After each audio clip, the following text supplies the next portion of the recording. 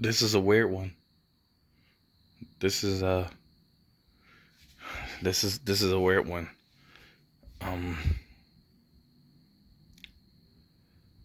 Title of this video is Dear Akira Toriyama. Uh, First and foremost, may you rest in peace, dude. I don't I don't know if you realize that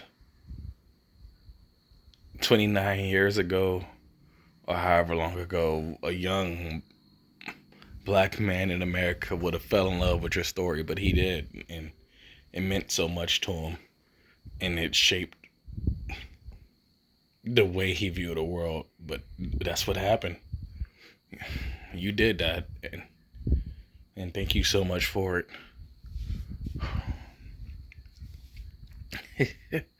I used to get beat up for liking Dragon Ball. I used to get beat up for liking Dragon Ball. That used to happen to me growing up, you know.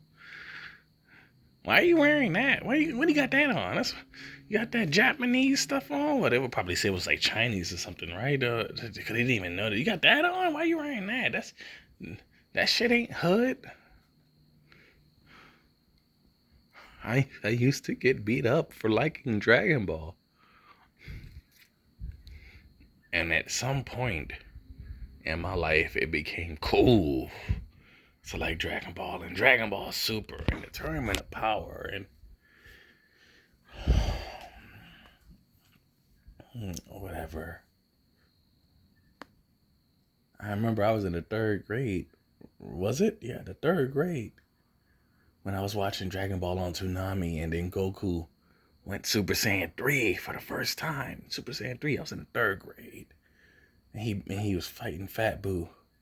I remember that. Everybody the next day at school, well, not everybody, but the ones who liked Dragon Ball, the ones who loved it, just like I did, we had a competition.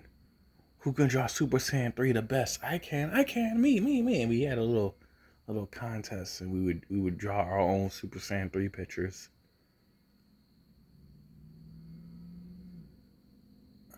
I remember being in middle school, and I used to draw this super awesome picture of Teen Gohan as Super Saiyan 2.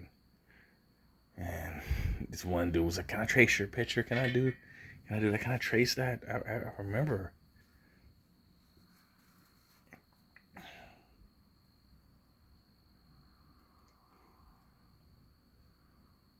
I remember when Battle of Gods came out. I remember Resurrection XF came out. I saw both of them in theaters. It was a monumental event. I went to see him with my friends, who later became the groomsmen in my wedding. I went to the theaters and watched it with my friends. It was a monumental event. It meant everything. 2012, 13, around that time when Battle of Gods came out. I remember because Dragon Ball was back.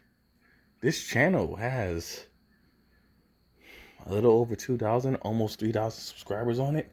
Most of those people who subscribe to this channel subscribe because every week I would react to Dragon Ball Super.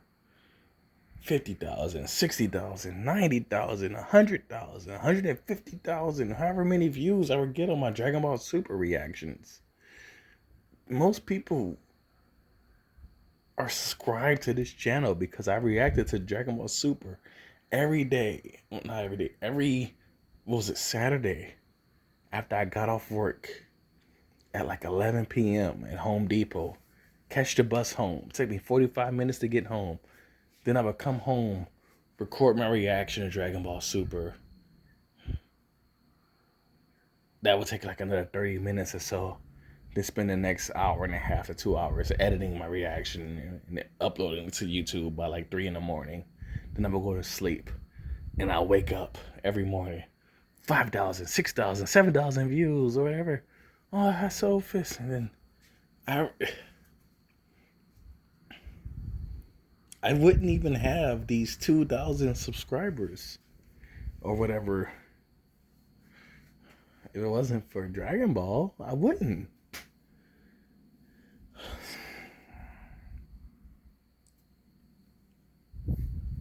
My wife, for Christmas, because I always talk about Dragon Ball to my wife. And talk about how much I love Broly and how much I love Dragon Ball Super Broly. And she wanted to buy me something with Broly on it. So she went to buy me like a little blanket with Broly on it. I opened my package up Christmas morning and she was like, I got you a Broly blanket. And I was like, a Broly blanket. And I was like, baby, this is Goku and Vegeta. There's no Broly on this blanket. And she was like, what? Like, but the lady at the Hot Topic, I asked her who Broly was, and she said, oh, it's probably one of the guys with the yellow hair. And I was like, no, Broly's hair is green. I didn't care. Because I love Dragon Ball, and I love Goku, and I love Vegeta, and I love the fact that she tried to buy me a Dragon Ball blanket. I love that.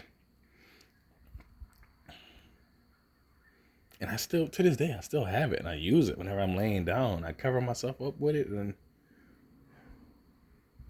it's Goku and Vegeta on it, and what am I trying to say? I don't.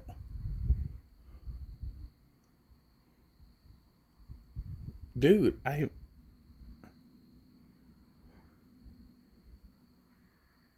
gonna miss you. We all are gonna miss you, but most importantly, thank you.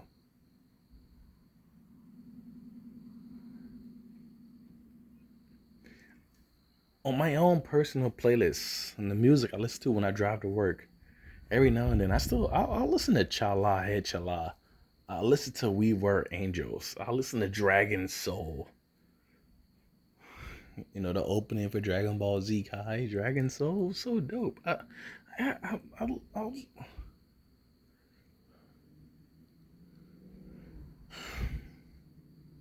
we wouldn't have Naruto. We wouldn't have One Piece or Bleach. We wouldn't have probably even like Yu Yu Hakusho's, My Hero Academia, Black Clover. There's so many things as fans like we wouldn't have if we didn't have Dragon Ball. That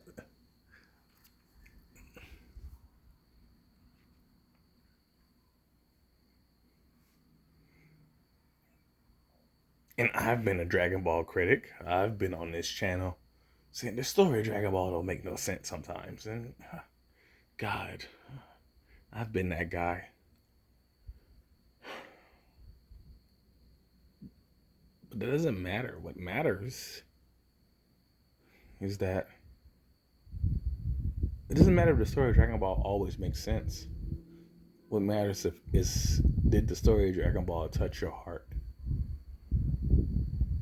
Did it evoke emotion out of you?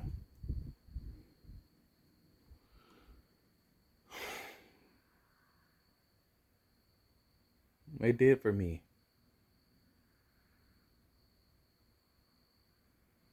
And from fan to creator, all I can say is job well done. And thank you so much, Akira Toriyama. May you rest in peace. It's your boy, Sophus. Hell Hydra.